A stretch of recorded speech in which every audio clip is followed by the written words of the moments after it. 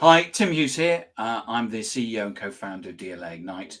I'm really excited today to have Mark Van Rijmenam with me today, and we're going to be talking about his book, Now What? How to Ride the Tsunami of Change, which is a great book talking about change and all the change that's going on at the moment.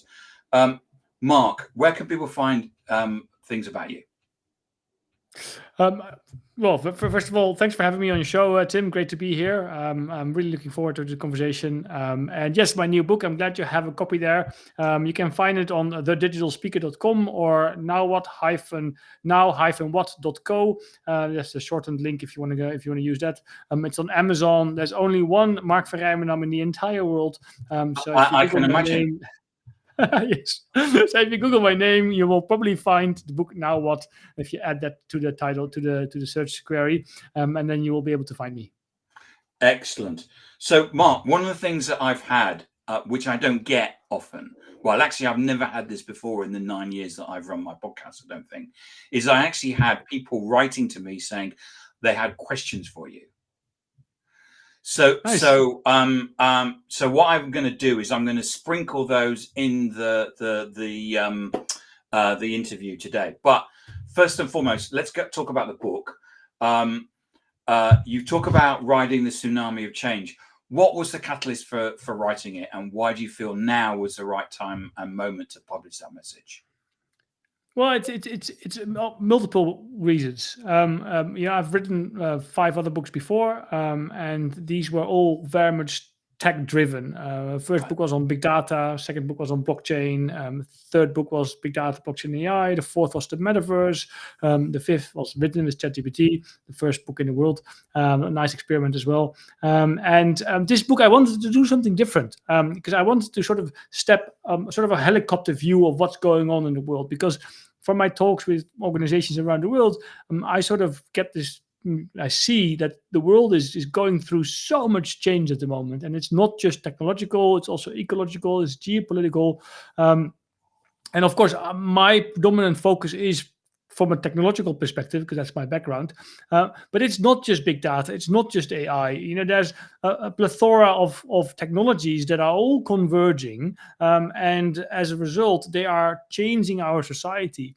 And I increasingly started to feel that we need sort of a playbook of how to deal with all this disruption that is happening, because very few people actually know, first of all, what's going on. Second, then know what to do. Most people and organizations are in this fight, flight, and freeze mode where they just don't know anymore what to do because the disruption is just constantly on a daily basis, and that's what I tried to do with this book is write a book that gives you this playbook, that gives you this framework to ride this tsunami of change, to understand these technologies regardless of what technologies they are, and to understand the benefits as well as the risks, and to do so from a human centered perspective, where we understand that everything is interconnected, that my reality or your reality is not the reality, where we are all interlinked with each other, from the smallest of organisms to humanity, and that's what I try to write. Really, a book for the future, how we can design and build a better future that works for all of us.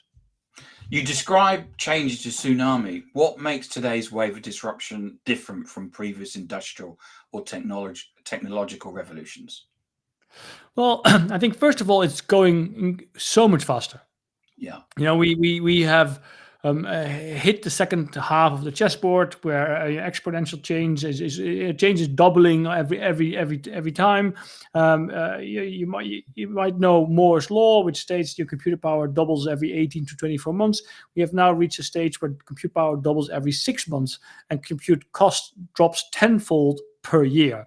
And it's also the convergence of technologies. It's AI driving robotics crafting, resulting in more data, which will allow us to create a better metaverse, which yes is coming, where we have quantum computing solving some of the wicked problems of the world, where we have synthetic biology that will literally rewrite life from scratch, or where we have 3D printing that will completely change globalization and geopolitics by moving manufacturing from the east to your neighborhood. So there's this disruption happening at so many different fronts, and they are all affecting each other. They are all enforcing each other, and that's what makes this so much different from others.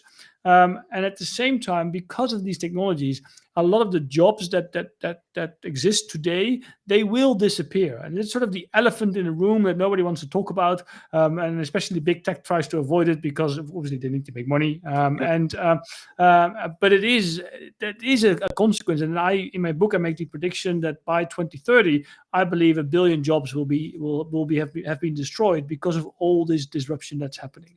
And so yes, and then the tsunami is very disruptive, but at some point a tsunami also recedes, and that gives us then the time to rebuild and come out stronger than we were before. So the link or the metaphor of the tsunami has multiple angles.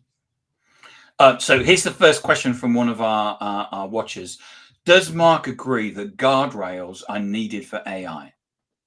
Absolutely. I think it's pretty clear that we can't rely on big tech creating these guardrails themselves.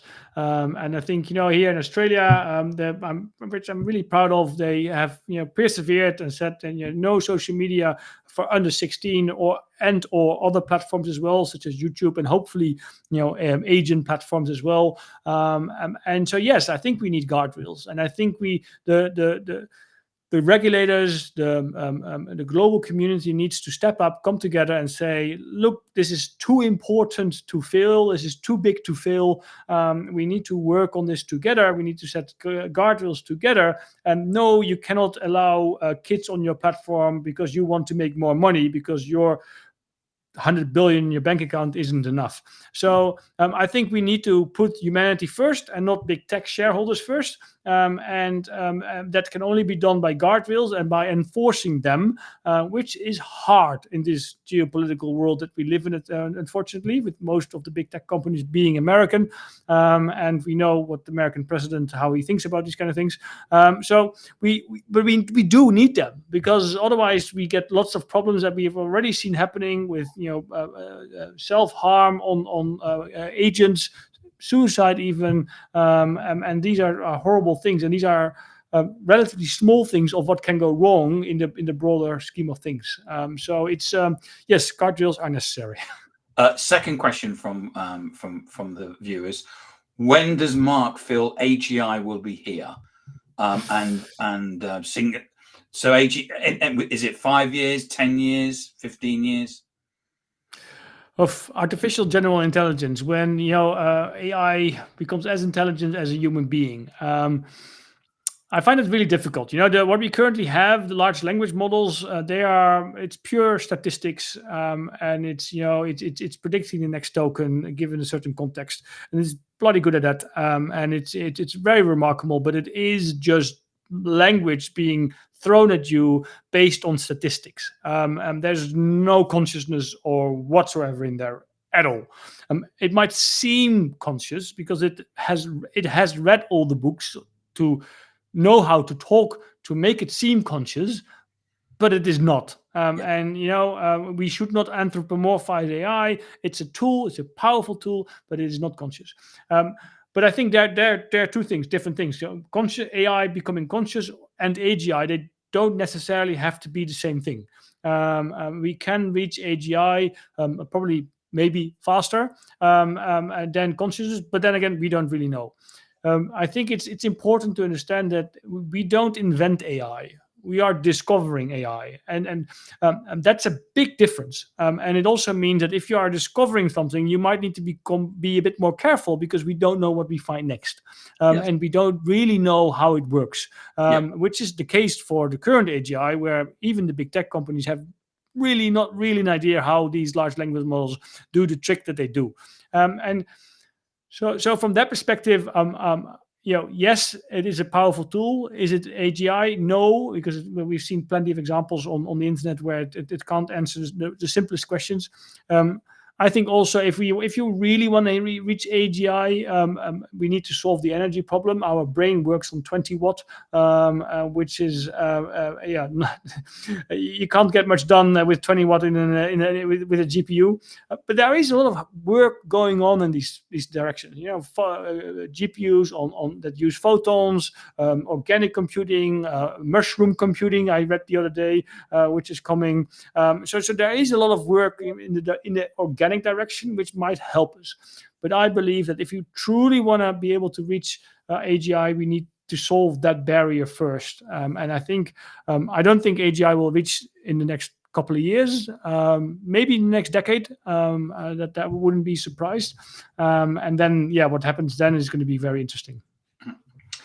You've written extensively about emerging technologies like AI, blockchain, and the metaverse. Which do you believe will have the most profound long-term impact, and why? Ooh, I think that's a difficult question. It's like choosing your favorite kid, you know? Yes, it is, isn't it? Yes. Because it's because they're all equally important, you know. It's and they will all equally have their own their own impact. But if I have to choose one, I think it would be AI, because AI contributes to all the others. And AI speeds up, is a catalyst for all the others, and because it's a catalyst, therefore it is the most important one, because it helps the other ones go faster. So if I have to choose, I'll opt for AI, because we can already see that it's contributing to finding solutions in quantum faster, or making better spatial intelligence solutions for augmented reality, or helping us with synthetic biology or robotics. So it is really the driving force behind all these other technologies. So from that perspective, I would choose AI. Okay, excellent. And how should leaders distinguish between hype and true transformation when evaluating new technologies? Well, yeah, I get a lot of these questions from organizations. You know, we need to do something with AI. Help me. And you know, it's like finding a problem for a solution that you don't really understand. And I think it all starts with really becoming knowledgeable about what we are actually talking about, because and I think that's the biggest mistake. A lot of organizations see AI as sort of this magic tool that solve all their problems at once, which is not the case. And that applies to all these other different technologies. You really need to understand what's going on, but at the same time, you also need to move a lot faster and be a lot more agile, so you can adapt a lot faster. But you also need to see the risks of all these technologies, because otherwise, you know, they are in the end tools, and tools are neutral.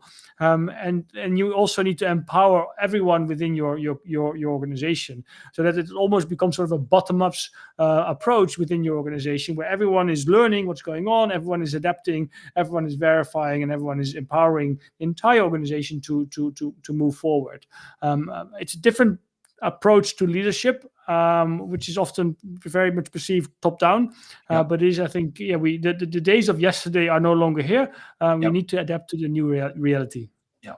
So here's another question from one of our watchers: is China ahead of us in the AI AGI race? First of all, let's define us. I presume the West. I don't think China is already ahead in terms of AI, but China is very far ahead in other domains. Unfortunately, I haven't been to China since the pandemic, but what I see and read online is that China is really far ahead. You know, you have robotics. You can order your drink by drone. You have robotic factories. They have dark factories, which are called dark factories because there are literally no humans anymore operating the factory. The research into new GPUs, which is part to blame America, where they said, "Well, no more chips for you." I mean, it's our own fault, you know. It's that we pushed them ahead because they started to invent and to discover all these technologies and tools themselves, which as a result they take a different approach, and they are moving incredibly fast. And I think America is still ahead in terms of AI. I wouldn't say Europe, because Europe is unfortunately quite slow in embracing all these new technologies and in creating the regulation required to stimulate the innovation that is required in a safe way. So yeah, China is doing very, very well. They have a very long-term plan. They've just released their next 15-year, I think, plan, which is very much focused on digital transformation and becoming leaders in this. So they take this very, very long-term approach, and that's also what we need. We need to see beyond the next year. They do it or with the next power and electricity, aren't they? So they recognise the utility impact on AI. Yes, and what also very interesting is that they actually, and I think Eric Schmidt said that the other day, that he paid a visit to China, and he said most of the politburos, most of the leaders of the country, they have an engineering background, and they actually see the inherent danger of super artificial intelligence and of AI becoming so powerful that it will disrupt society. They actually see that, and they want to prevent that. They don't want to destroy their own society. And in the West, that I don't really think that's people see that. People are just trying to make as much money as fast as possible, whatever it means.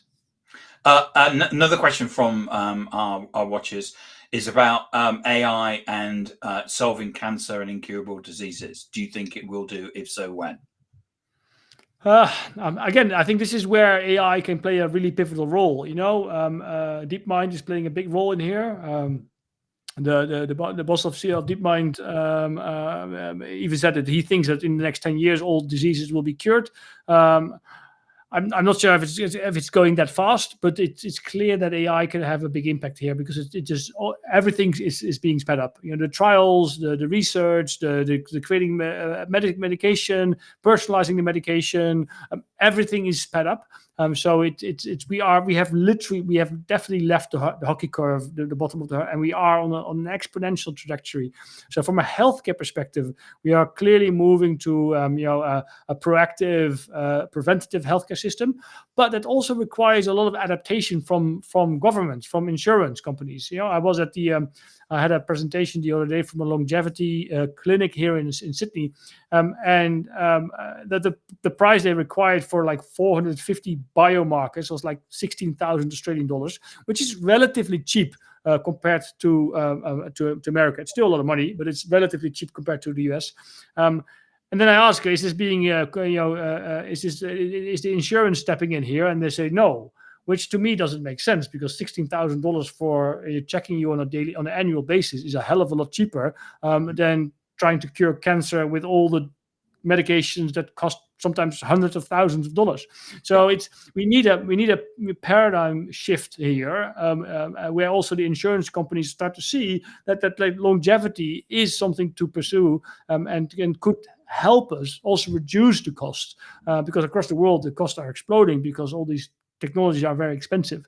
So yes, I think it will have a big impact on diseases. How fast it will, I find it difficult to answer. I've got a plane going over. Sorry, I just put myself on mute. With increasing automation and AI adoption, can society ensure that human skills and values are not lost in the process? Well, I think that's sort of the trillion-dollar question. What happens to us humans when we automate the entire society? Work gives us purpose, no matter what the work is that you do. It helps you get out of bed in the morning, even if you don't like your job, and it helps you, gives you a rhythm through the week or through the year. So work is really, really important. And if you're going to automate all these jobs, I think that is on the one hand, which is problematic. At the same time, we see that we humans, we also value human to human connections. It's if all you have to do, if all you get to do is interact with AI and robots, I don't want to live in that world. I want to deal with people. I don't want to deal with robots. And which is unfortunate because we see that a lot of children, they use all these all these LLM tools, and they think it's their best buddy, and it's not. Again, it's just a language based on statistics, and that is so we need to protect that human perspective, the human creativity. We need to value that. We need to value the art that we do, and I'm not sure if as a society we have the right guardrails, guidelines in place to manage that transition in a good way. I do expect a lot of disruption in the coming years, not from ecological disruption because that's also coming, but purely from the technological disruption. Because if you have 1 billion jobs destroyed by the end of this decade, that's 20% of the global workforce. Yeah. Now, you might remember the Arab Spring in 2011. That was partially due to roughly 20% unemployment. So you can sort of guess where we're heading. Yeah. Mark, thank you so much for coming on and talking about your new book, Now What? How to Ride the Tsunami of Change. If I wanted to buy one, where can I get one from?